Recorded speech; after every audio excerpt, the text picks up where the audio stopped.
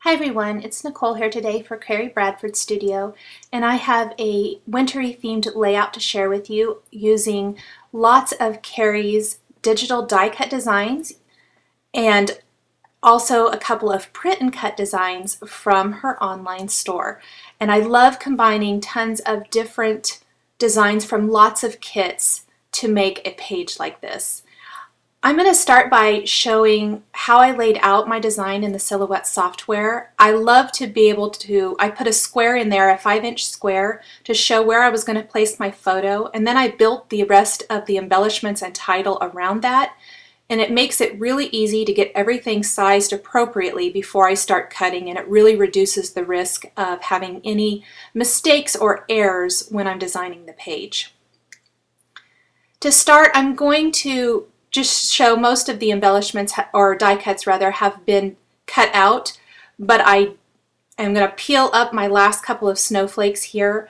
The great thing about being able to design a page like this is you can create your embellishments out of any paper that you choose.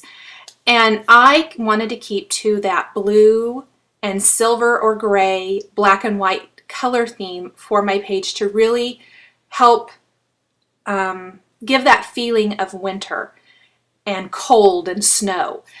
And so I kind of kept to that color theme, but I wanted to add texture without bulk, and I did that by using some glitter paper and foil papers with the traditional pattern scrapbooking paper, and I love how it adds so much to the design of the page.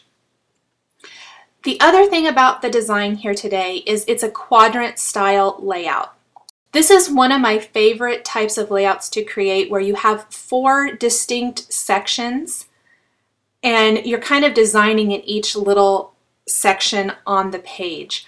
Even if it's not maybe this, I also like doing the 3x4, all the way across the page. I like designing in little areas to create the overall bigger picture. For this page, the quadrants are that photo, which is the bottom left quadrant and is the definite focal point of the design because it's a larger 5-inch photo. Then in the upper right, we've got the printed journaling as well as the die cut titles. In the bottom right, we have 4 tags with snowflake embellishments. And then to round it out, in the upper left, I have a scattering of snowflakes, which does move into that bottom 4 tags of snowflakes to kind of keep your eye moving throughout the design. So it doesn't always necessarily have to be an exact square if you're designing a page like this, but the definite feel is you can feel those 4 sections coming together to create a cohesive page. Now, I printed my journaling on the 12x12 background of my page using a wide format printer, but my mistake was, and I don't know that I showed it here, but what happened is I printed the journaling and didn't realize I had a typo. Luckily for this design, I was able to flip the page around, correct my mistake, reprint it, and hide the mistaken journaling underneath my photo just because of the way I had designed this page, which was really lucky because you can't always do that. Now, if you aren't able to do that, you can always print your journaling on another piece of paper and add it as more of a design element and an additional layer on your page. And I've had to do that before as well. But if you can, and you can kind of manipulate your page, you can probably a lot of times cover up little mistakes like that. I created my title using a couple of different kits. I combined a phrase and a word, I guess I want to say, and to make my own title that says "Hello There Snowflakes." And to really make it interesting, I die cut the "Hello There" from glitter paper and the snowflakes from a foil paper. To make the foil paper pop, I die cut it again from some dark gray cardstock and slightly overlapped it so that it has a little bit of that shadow effect, and it really helps make that word pop off the page. I felt when the word snowflakes, just die cut from the silver foil, was laying on the background, it wasn't quite as prominent as I wanted it to be. So I die cut it again and did that shadowing effect, which is one of my favorite things to do when creating a scrapbook page, is to create that shadow effect to really make certain die cut elements pop. All 4 of these tags in the bottom right quadrant are die cut from a design that was a print and cut from one of Kerri's Christmas kits from this past December. But you can use it without using the print and cut design. You can ungroup it and use it just the tag shape. So I die cut those from 4 different pattern papers. The ampersand is actually from a 3x4 Project Life card, but I love the design and I thought it really went with the whole feel of my page. And I am not opposed to using my journaling cards to die cut if I love the design and I want to use that particular paper. I die cut that bottom one again from vellum and overlaid it over the text paper simply so that when I add my die cut word and some stamping a little bit later, it will show up better. Another thing is I purposely die cut that tag with the black hearts upside down. And I did that because I knew I was using a design that definitely had a definite top and bottom, and I wanted that tag to be upside down. I think it creates a little bit of sense of whimsical and fun. I like that they're not all right side up, but I definitely didn't want my hearts upside down. So if you're using a paper that has text or a definite top and bottom design, be conscious of that when you're die cutting. I'm adhering these snowflakes now using a zig glue pen because they're so delicate and it's a little bit hard to use a dot roller or anything else. I like to use a glue pen of some sort to attach them to my page. If I'm using the glue pen, I like to hold them down with something heavy like an acrylic block, simply to hold them there so they don't curl up at all until the glue sets and dries, which it does not take very long. I also die cut the bundle upward since it was die cut from silver foil paper as well, from dark gray cardstock, and overlaid that to give a little bit of shadow. And then I added some stamping above it. And there will be more about the stamps coming up a little bit later this month and then on March 1st.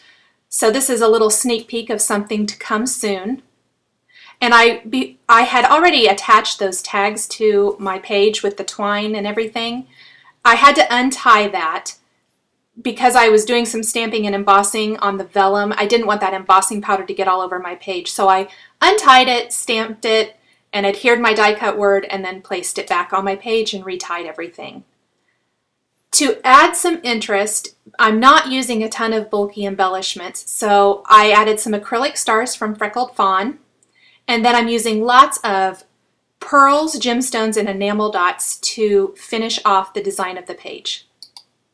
I love using these enamel dots and gemstones and things. They are not bulky and they add tons of fun, interesting texture without being overwhelming. I'm using them more than ever. I recently reorganized all of my gemstones into these clear pockets so they weren't sticking together and they weren't popping off and things. And I organized them by color and put some white cardstock behind them and labeled them so I know what I'm using, and it's easy to see what color I'm using and easy to find.